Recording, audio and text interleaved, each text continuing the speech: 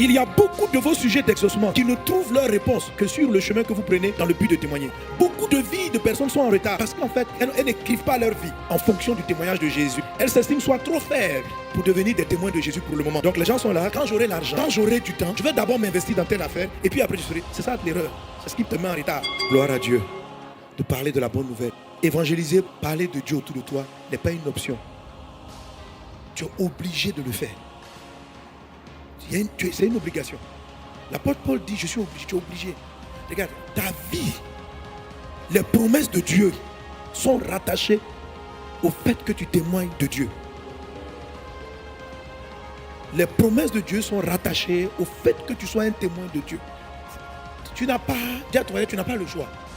Décider ou bien rester un simple chrétien à l'église, qui vient, qui fait son culte, qui rentre à la maison, qui ne oriente pas sa vie dans la perspective d'être un témoin de Jésus, c'est échouer. C'est-à-dire que tu rates ta vie.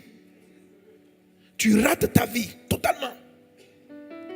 Il y a beaucoup de vos sujets d'exaucement qui ne trouvent leur réponse que sur le chemin que vous prenez dans le but de témoigner. Est-ce qu'on est ensemble? Alléluia. Beaucoup de vies de personnes sont en retard parce qu'en fait, elles n'écrivent pas leur vie en fonction du témoignage de Jésus. Elles s'estiment soit trop faibles pour devenir des témoins de Jésus pour le moment. Donc les gens sont là, quand j'aurai l'argent, quand j'aurai du temps, je vais d'abord m'investir dans telle affaire et puis après je serai. C'est ça l'erreur. C'est ce qui te met en retard. Amen. Oh, parce que le feu s'assoit là où, dans ce que tu n'as pas déjà, c'est-à-dire là où tu es pauvre pour le moment, c'est à partir de là que Dieu démarre. Il ne démarre pas quand tu es fort. Quand tu auras la force escomptée que tu attends. Est-ce qu'on est ensemble? Est-ce qu'on est ensemble? Alléluia. Parler de Dieu, c'est pour nous le moyen de terrasser Satan dans tous les secteurs. Dans tous les secteurs. Beaucoup de vos guérisons, du changement de vos situations dépendent de ce que vous mettez sur le chemin d'être des témoins de Dieu. Tu n'as pas le choix. Il faut que tu sois un témoin. Il faut que tu te lèves. Il faut que tu brises ta timidité. Il faut que tu parles de Dieu à tes copines. Il faut que tu leur parles de l'amour de Jésus. Il faut que, sinon, tu es mal barré. Témoigner de Dieu n'est pas une option. Alléluia. Ce qui est très important. Que tant que tu vis dans ta chair est d'origine poussière, Satan peut t'attaquer. Satan peut te manger. Tu fais partie de son garde-manger. Tu es dans son réfrigérateur. Si tu n'as pas encore mangé, mais il faut savoir que tu es. Tu dis, regardez, moi je ne vais même pas à l'église. Et ma vie est tranquille, je suis épanoui. Non. Tu es dans son grenier. Il te dit, tu as déjà attrapé. Il n'a pas besoin de se battre pour toi. Et il cherche de nouvelles proies. Donc ceux qui ne sont pas dans ce camp, c'est pourquoi il fait tout pour que tu sois charnel. C'est pourquoi ce garçon-là vient faire tout pour te draguer, pour que tu quittes ta vie spirituelle, que tu rentres dans le péché du sexe. Quand tu deviens impudique, tu deviens charnel, tu deviens comestible pour le diable. C'est pourquoi les personnes t'irritent, pour que tu rentres dans la colère. La Bible dit les œuvres de la chair, c'est la colère. Donc quand tu es coléreux et que tu es en colère, tu bascules dans le quartier de la poussière. Et tu deviens mangeable. Est-ce qu'on est ensemble? Dis à un voisin, dis quitte la poussière, frère. La Bible dit marchez par l'esprit et vous n'accomplirez pas les désirs de la chair. Voilà, les désirs de la chair sont les désirs de la poussière parce que c'est la poussière qui a fabriqué la chair. Est-ce qu'on est ensemble? Est-ce qu'on est ensemble? Mais Dieu dit, femme, ta descendance va écraser la tête du serpent. Bon, alors en règle générale, il faut savoir que lorsque Dieu parle de descendance, Dieu utilise très rarement la femme. Il parle plutôt de l'homme parce que l'homme est le chef de la famille. Donc dans toutes les généalogies, vous n'allez pas voir, on ne peut pas dire... Quand on veut parler de descendance, on ne parle pas de femme. On va dire la descendance d'un tel. On va citer l'homme en tant que chef de famille et on va citer sa lignée. On ne va pas citer la femme. Mais ici, Adam est bien là et Dieu ne dit pas Adam, ta descendance va écraser la tête du serpent. Il dit la femme, ta descendance va écraser la tête du serpent. Pourtant, son mari est bien présent. Est-ce que vous suivez? Donc Dieu n'est pas en train de parler de la descendance généalogique normale. Dieu est en train de parler d'une descendance spéciale. Et pourquoi Dieu ne cite pas l'homme? Parce que Dieu est en train de citer que la descendance qui va descendre, qui va écraser Satan, alléluia, va commencer. C'est une descendance qui va commencer d'une femme sans un homme. Donc s'il n'y a pas eu d'homme dans l'affaire, On ne peut pas donner le nom de l'homme. Je ne sais pas si vous me suivez. Amen. Donc quand Jésus est venu pour écraser Satan, il est venu de Marie sans passer par Joseph, sans passer par un homme. Donc Dieu regarde. Donc Dieu venait d'annoncer, alléluia. Donc dans le livre de la Genèse, Dieu annonçait que Satan, celui qui va te tuer, il va venir d'une femme, sans un homme. C'est pourquoi il dit, femme, ta descendance va écraser la tête du serpent. Et il n'associe pas Adam à cette descendance. Et maintenant la Bible dit que nous sommes les frères de Jésus. C'est-à-dire que dès que tu nais de nouveau, toi aussi tu fais partie de cette descendance. Quand tu donnes, c'est pourquoi on parle de nouvelle naissance. Il y a la naissance où tu es né de ton papa biologique, ton papa terrestre, et il y a la naissance, la nouvelle naissance. Si quelqu'un est en Christ, il est une nouvelle créature. La nouvelle créature fait partie de cette descendance dont il est question ici, qui a reçu le pouvoir d'écraser la tête du serpent. Dis avec moi, j'écrase. J'écrase. Alléluia. Donc quand tu es un chrétien, tu as le pouvoir d'écraser tout ce que le diable fait. Mais il a un petit pouvoir, c'est que lui peut blesser ton talon. Donc la descendance de la femme va détruire Satan, mais Satan peut blesser le talon. Donc un bon chrétien, s'il a des problèmes, il a des difficultés, il n'arrive pas à vivre la victoire de Dieu, ce sont ses talons. C'est le petit point faible qui a été laissé à la fameuse descendance de la femme. Est-ce que vous me suivez? C'est-à-dire les chrétiens nés de nouveau qui peuvent tuer Satan, on peut les blesser tout de même. Ils peuvent être blessés. Donc pourquoi Dieu a-t-il laissé une telle brèche?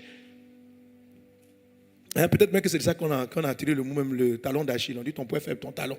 Il te blessera les talons. Après, bon, les gens ont créé, les Grecs ont créé, mais je pense que l'origine vient de ce talon-là. Le talon, pour dire, voici le point faible de l'Église. Et c'est la raison pour laquelle je l'explique. Lorsque Jésus-Christ va partir, la veille de son départ, en Jean chapitre 13, Jésus fait une chose. Il dit aux disciples, si je ne lave pas vos pieds, vous n'aurez pas de part avec moi. Donc le talon, c'est les pieds. Et les disciples ne vont pas comprendre ce qu'il est en train de leur dire. Il va dire, vous n'aurez pas de part avec moi. Il dit que celui qui est lavé n'a besoin que de laver ses pieds pour être entièrement pur. Et Jésus va laver les pieds. C'est un symbole. Quand on lave les pieds, c'est pour enlever la poussière. C'est pour enlever la poussière parce que j'ai oublié de dire, c'est en fait le pied est le seul organe, est l'organe naturellement du corps de l'homme qui a accès à la poussière. Voilà, le pied. C'est quand tu marches là, tu marches dans la poussière. Bon, bref, c'est pas ça le but de mon message aujourd'hui. Est-ce qu'on est ensemble? Ce que je vais vous expliquer, c'est que la solution pour écraser la tête du serpent, sans que lui te blesse, c'est l'évangélisation. C'est ça la solution. La Bible dit qu'ils sont beaux les pieds de ceux qui annoncent la bonne nouvelle. Leurs pieds ne sont pas blessés par des morsures de pythons et de serpents. Est-ce que vous me suivez? Qu'ils sont beaux les pieds de ceux qui annoncent la bonne nouvelle. Alléluia. Donc ta victoire totale, parce que quand le diable t'attaque, c'est quoi? Il attaque ton foyer, il attaque tes enfants. Ta victoire totale contre les morsures qui viennent créer la division, t'empêcher de te marier, t'empêcher de t'épanouir, parce que tout ça, c'est les venins qui rentrent dans tes talons. La victoire totale vient du fait que Dieu veut laver tes pieds, te donner un beau pied, parce que tu es en mode d'évangélisation. Tu es en mode témoignage de Dieu. Un chrétien qui ne témoigne pas, ses pieds sont exposés. Quelqu'un qui ne parle pas de Dieu, qui voit sa copine aller en enfer, ses pieds spirituels sont exposés. Pas tes pieds physiques, tes pieds spirituels. Les pieds, c'est ce qui te fait avancer dans la vie.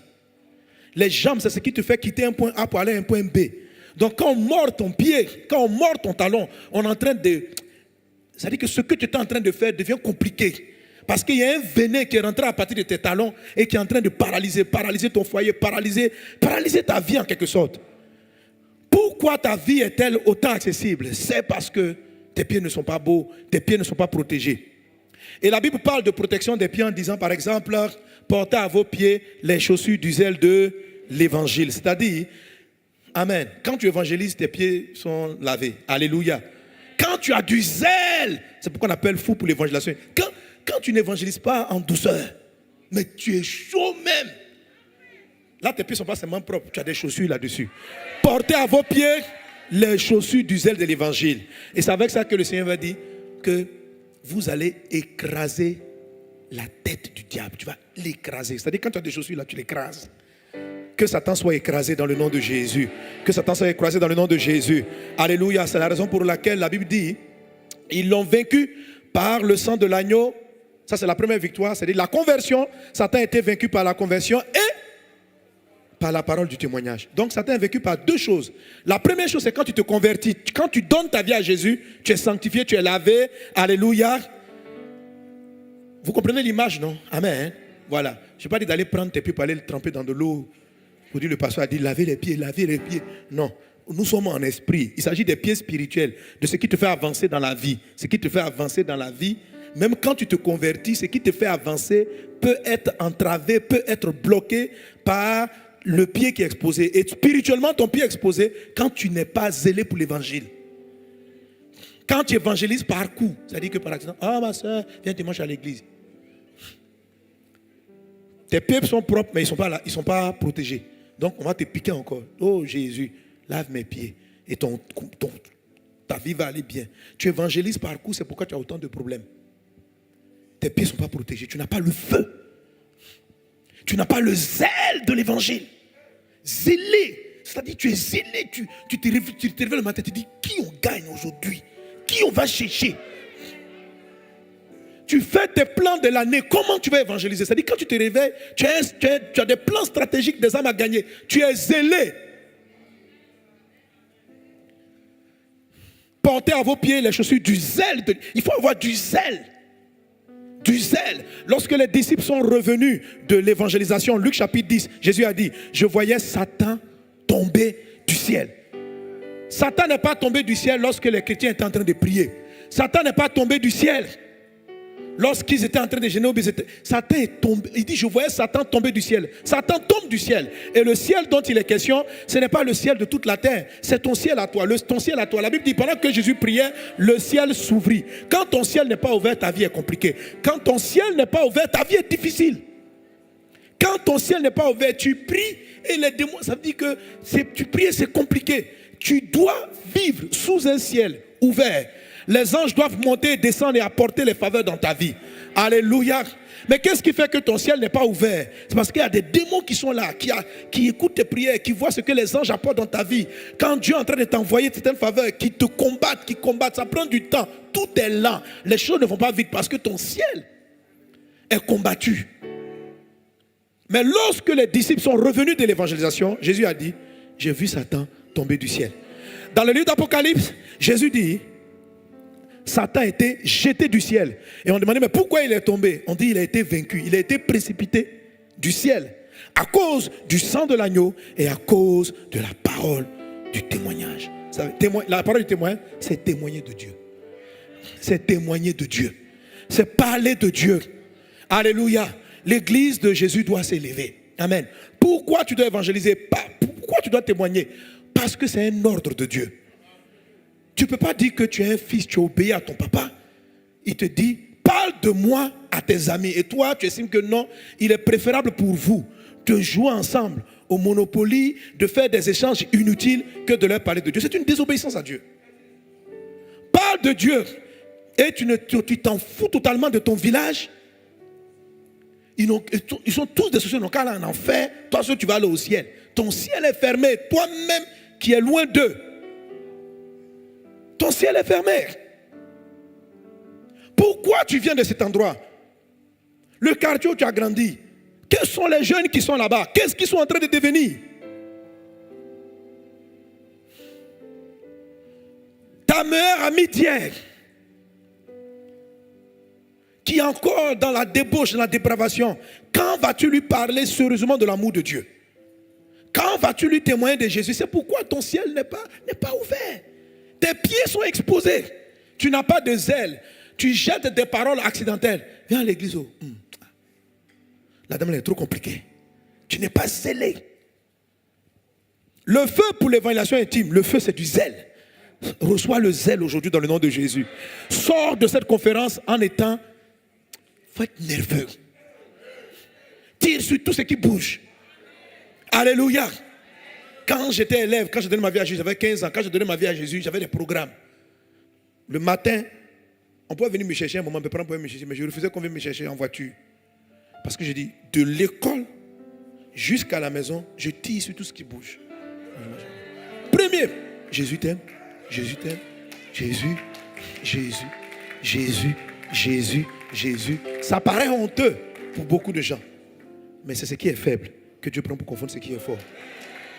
Jésus, Jésus, Dieu, le Seigneur avec toi, que sa faveur soit avec toi. Alléluia. Il y a certains qui sont spécialisés, qui investissent dans des brochures de tout genre. Avant de sortir, ils prient là-dessus. Et puis, quand ils sont dans le bus, comment tu vas? un verset. Il y en a d'autres sur leur profil, des messages. Le pasteur Marcelo en parlait hier. Sur les profils, quand tes amis viennent puis ils rencontrent ta page. En même temps. Témoigner de Dieu. Témoigner de Dieu par ta vie. Témoigner de Dieu par ton comportement. Témoigner de Dieu. De ce que Dieu a fait. Alléluia. Amen. Dis à un voisin, sois embrasé. Dis à un voisin, sois embrasé. Dis à un voisin, sois embrasé. Soyons embrasés dans le nom de Jésus. Soyons embrasés dans le nom de Jésus. Que le Seigneur te remplisse de grâce. Que le Seigneur te remplisse de sa puissance. Et que tu sois un témoin. Qui veut être un témoin de Jésus?